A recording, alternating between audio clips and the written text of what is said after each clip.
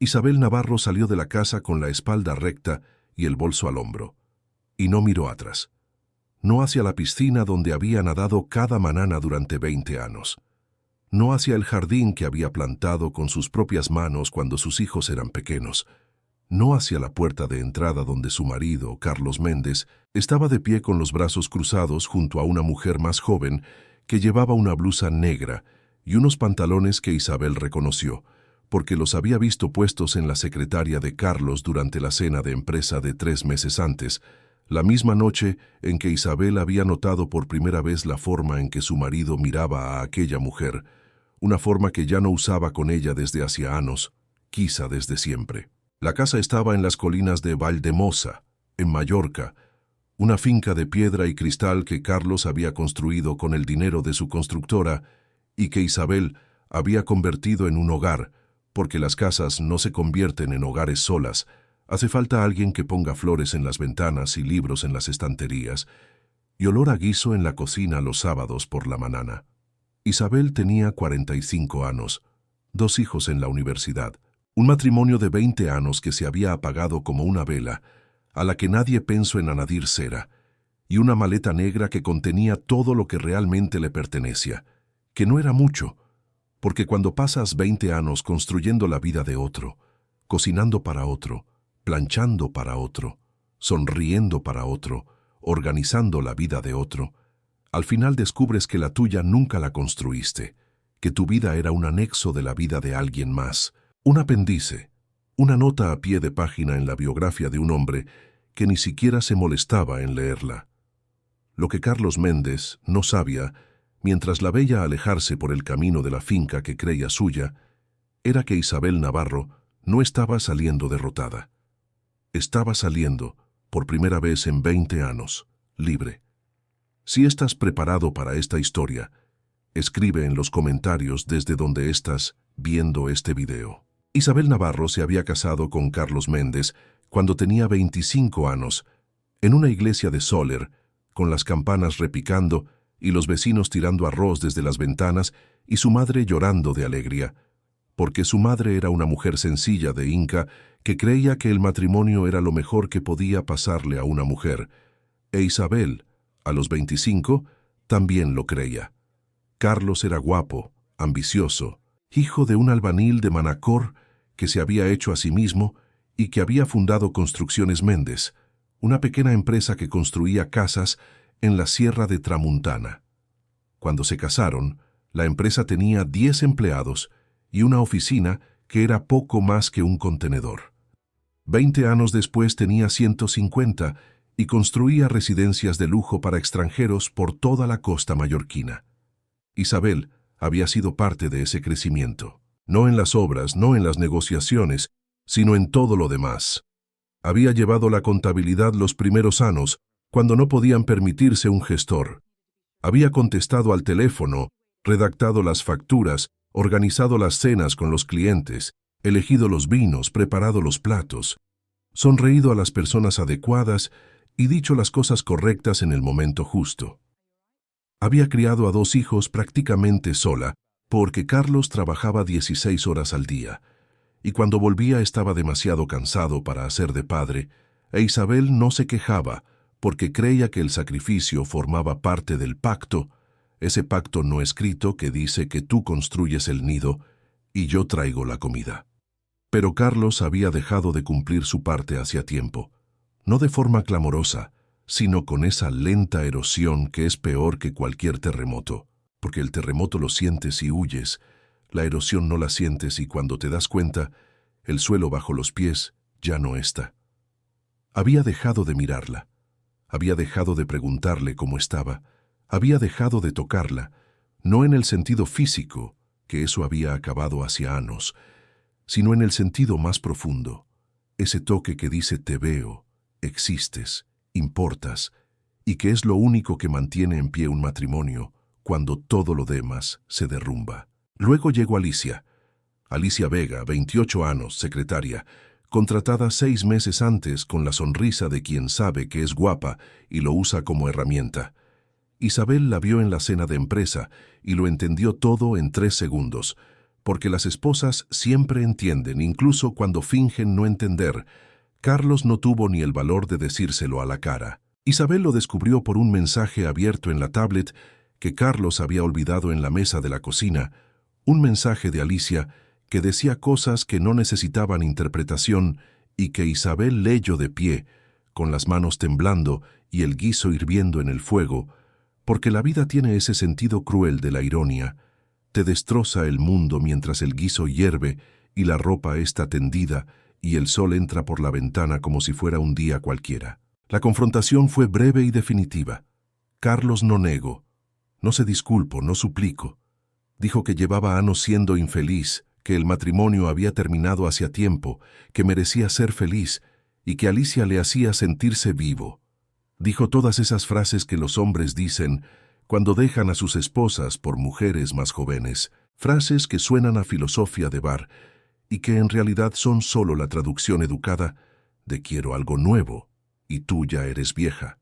Isabel no lloró, no gritó, no tiró platos, subió al dormitorio, hizo la maleta con la precisión de quien ha tomado una decisión y no tiene intención de discutirla, y bajó las escaleras con el bolso al hombro y la maleta en la mano.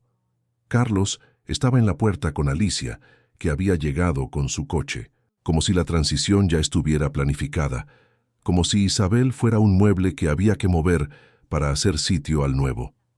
Isabel salió por la puerta sin decir una palabra, y esa puerta, que se cerró detrás de ella con un clic suave, fue el sonido más definitivo que había escuchado en su vida. Su madre la acogió en la vieja casa de Inca, 2 habitaciones y una cocina donde el tiempo se había detenido 30 años atrás. Dona Catalina, 70 años viuda, con las manos deformadas por la artritis y el corazón grande como Mallorca, no hizo preguntas. Puso agua para la pasta, puso la mesa para 2, y cuando Isabel se sentó y por fin lloró, con la cara entre las manos y los hombros temblando, su madre le puso una mano en la cabeza y la dejó ahí hasta que las lágrimas terminaron, porque las madres mallorquinas saben que el dolor no se cura con palabras, sino con presencia. En las semanas siguientes, Isabel hizo el inventario de su vida y descubrió que estaba vacío. No tenía trabajo, no tenía título universitario, porque había dejado la carrera en tercero para casarse con Carlos. No tenía cuenta bancaria propia. No tenía experiencia profesional reconocida, porque 20 años de trabajo invisible dentro de una empresa no valen nada si no tienes contrato ni nómina. La abogada, una mujer práctica de Palma con gafas gruesas, le dijo que tenía derecho a una pensión compensatoria. Pero Isabel no quería el dinero de Carlos, no por orgullo, sino porque coger su dinero significaba seguir atada a él, e Isabel quería cortar cada hilo, cada cadena, cada lazo con el hombre que la había hecho invisible durante 20 años. Fue su madre quien le dio la idea. Dona Catalina, que nunca había trabajado en una oficina, pero que sabía lo que significaba trabajar, le dijo una tarde mientras pelaba higos en el balcón con el atardecer mallorquín incendiando el cielo, que Isabel sabía hacer una cosa mejor que nadie. Sabía hacer que la gente se sintiera en casa. Isabel lo pensó 3 días, luego actuó. Con los pocos ahorros que consiguió recuperar y un pequeño préstamo del banco, alquiló una finca abandonada en las afueras de Deia, en la sierra de Tramuntana, donde los olivos centenarios se retorcían contra el cielo como esculturas de un artista borracho, y el mar se veía a lo lejos entre las montanas como una promesa azul. Era una ruina. Muros agrietados, tejado con goteras, patio invadido por las zarzas y un pozo que no daba agua desde hacía 20 años. Cualquiera la habría mirado y habría visto un fracaso. Isabel la miró y vio una casa, porque Isabel había pasado toda su vida convirtiendo cosas rotas en cosas bellas, y si podía hacerlo con un matrimonio durante 20 años, podía hacerlo con 4 paredes de piedra. Isabel trabajó con sus propias manos. No tenía dinero para una empresa, así que hizo lo que siempre había hecho. Transformó la nada en algo con fuerza de voluntad y paciencia. Limpio la finca piedra a piedra. Arranco las zarzas. Reparo el tejado con la ayuda de don Tony, un viejo albanil del pueblo que había sido amigo de su padre y que venía cada tarde con su caja de herramientas y sus historias de cuando Mallorca era pobre y la gente construía las casas con las piedras que encontraba en el campo. Repintó las paredes con cal blanca y la finca empezó a brillar bajo el sol mallorquín como una novia vestida de blanco. En la cocina, que era el corazón de la finca, Isabel hizo lo que mejor sabía hacer. Cocino. Cocino con las recetas de su madre y de su abuela, esas recetas mallorquinas que no están escritas en ningún libro, pero que pasan de mano en mano como una herencia más valiosa que cualquier testamento. El tumbet, la sobrasada con miel, el frito mallorquín que su abuela hacía los domingos y cuyo aroma llenaba toda la calle, las ensaimadas que era lo primero que Isabel había aprendido a hacer a los 8 años, de pie sobre un taburete en la cocina de Dona Catalina. Abrió un agroturismo, no uno de lujo con estrellas y precios de robo, sino un lugar de verdad, donde la gente venía a comer lo que Isabel cocinaba con sus manos, sentada en mesas de madera en el patio de la finca, bajo un emparrado de bugambilla que Isabel había plantado y que en verano daba una sombra morada y perfumada que era lo más bonito del mundo. El primer mes vinieron 5 personas, turistas alemanes que habían encontrado la finca por casualidad en internet y que se quedaron con la boca abierta ante el tumbet, esa explosión de berenjenas, patatas, pimientos y tomate que sabe a Mediterráneo y a verano y a todo lo que está bien en el mundo, y ante las ensaimadas que Isabel hacía al amanecer, con la masa tan fina que se veía la luz a través de ella, y el vino del vecino y las vistas a los olivos que se extendían hasta el mar en una cascada verde y plateada. El segundo mes vinieron 20. Al tercero, Isabel tuvo que comprar más mesas. Al sexto, una revista de viajes alemana escribió un artículo sobre la finca, y las reservas empezaron a llegar de toda Europa. El secreto no era la cocina, aunque la cocina era extraordinaria. El secreto era Isabel. Era la forma en que recibía a la gente, con ese calor que no se puede aprender ni fingir, ese calor que viene de saber lo que significa no tener nada y darlo todo.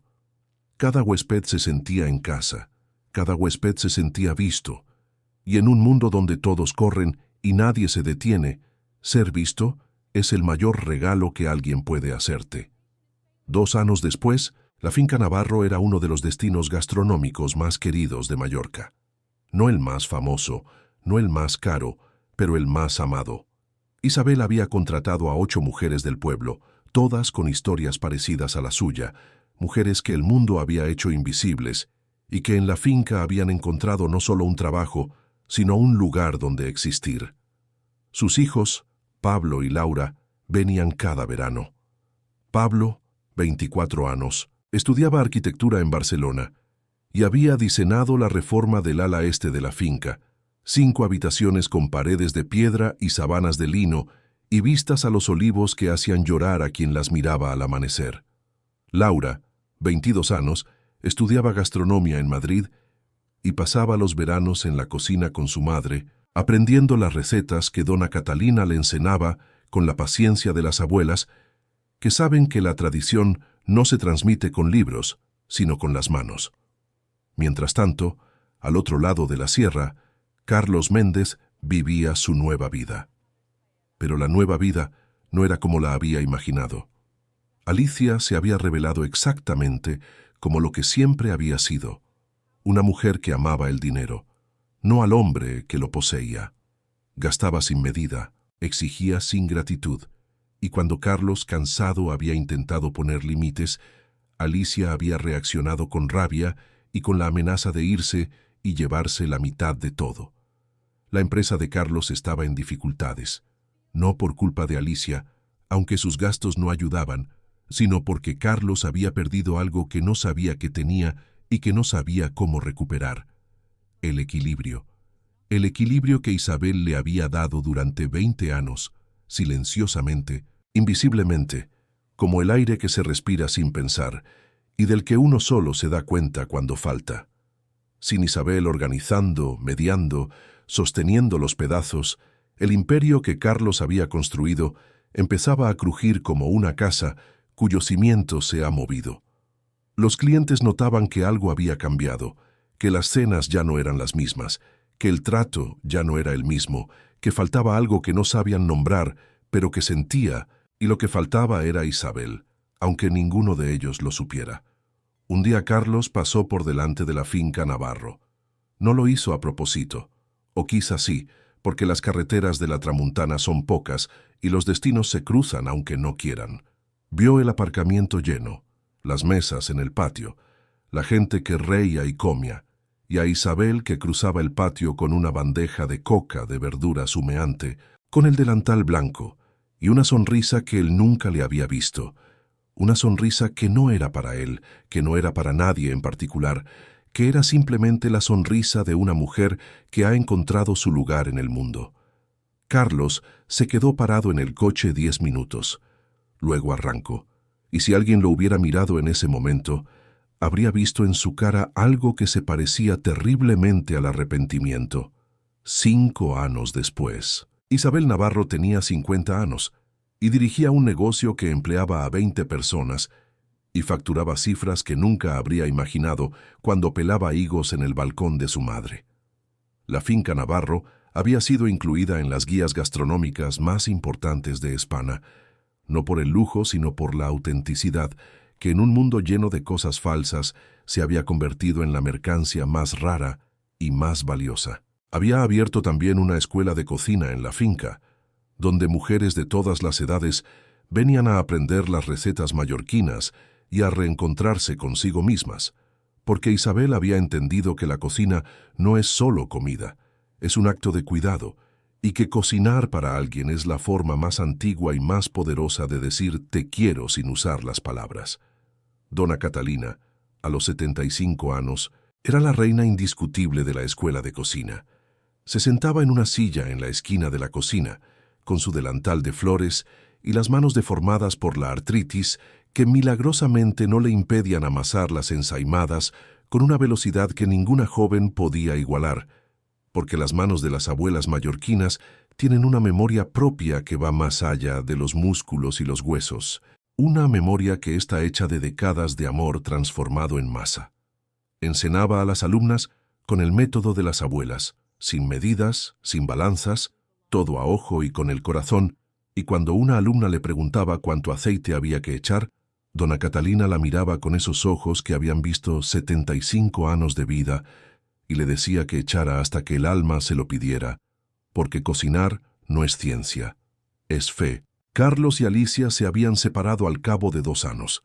Alicia se fue a Madrid con una maleta llena de ropa de marca y una liquidación que había vaciado aún más las finanzas de Carlos. La constructora había reducido personal de 150 a 40 empleados, y Carlos, que un día había sido el rey de la construcción mallorquina, ahora era un hombre cansado que vivía en la finca de la colina donde antes había una familia y donde ahora solo estaba el ruido de la piscina que nadie usaba. Nunca habían hablado, Isabel y Carlos, desde el día en que ella salió por la puerta. No porque Isabel lo odiara, porque no lo odiaba. El odio requiere energía e Isabel había decidido gastar cada gota de su energía en la vida y no en el rencor, sino porque no tenía nada que decirle. El silencio a veces es la respuesta más elocuente. Un sábado por la noche de octubre Carlos entró en la finca Navarro, no como marido, no como ex marido, sino como cliente. Entró y se sentó en una mesa en la esquina, y cuando Isabel salió de la cocina con una bandeja de tumbet humeante y lo vio, no se detuvo, no cambió de expresión, no dejó caer la bandeja. Siguió sirviendo a sus huéspedes, sonriendo, haciendo lo que hacía cada noche, porque esa era su vida, y esa vida no necesitaba la aprobación ni la presencia de Carlos Méndez. Carlos comió. Comió el tumbet que Isabel había hecho durante 20 años y que él nunca había valorado. Comió la coca que olía a hogar. Comió el postre que dona Catalina preparaba con las almendras del jardín. Y cuando terminó se levantó, dejó una nota bajo la copa de vino y salió. Isabel encontró la nota mientras recogía. Era breve. Decía solo que debería haber mirado mejor cuando tenía la oportunidad, y que el guiso de los sábados le faltaba más que cualquier otra cosa. Isabel leyó la nota, la doblo con cuidado y se la guardo en el bolsillo del delantal, junto a la receta de la ensaimada que su madre le había escrito a mano cuando tenía 8 años y que llevaba siempre consigo como un talismán. No contesto, no llamo, no lloro. Salió al patio de la finca, se sentó bajo el emparrado de bugambilla que ella misma había plantado, con las manos que amasan y que construyen y que cuidan, y miro las estrellas sobre Mallorca, esas estrellas que brillan más fuerte en el campo que en la ciudad, porque el campo no tiene luces que las tapen, y el aire olía a romero y a tierra mojada, y a todo lo que significa estar viva. Y sonrío.